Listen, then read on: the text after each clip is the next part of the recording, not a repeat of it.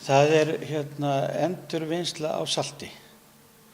Sem sagt, við tökum notað salt frá saltfiskframleiðendum og hreinsum það og seljum það aftur til vegagerðar og til að rykbinda vegi. Hver var staða verkefnisins áður en það hlaut styrk frá vaxtarsamningi Suðurnesja? Staðan var sú að við höfðum hugmyndina og það er langur vegur frá hugmynd að framkvæmd. Og þegar við fengum styrkinn, þá gátum við látið rannsaka saltið.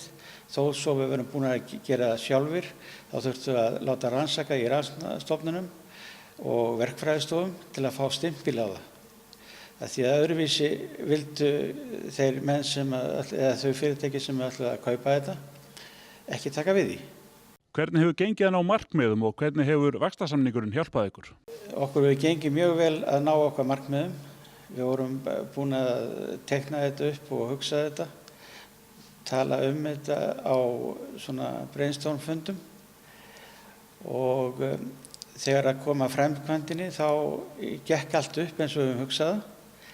En vaxtarsamningurinn hjálpaði okkur yfir þennan hjalla til að gera áætlanir og fá þetta allt stimplað.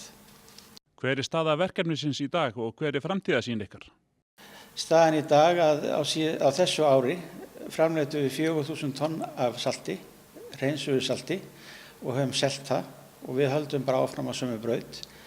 Nú framtíðarsýnin er að geta hreinsað þetta ennþá betur þannig að sé hægt að selja þetta á neytendamarkað sem hálkuvörn fyrir íbúa.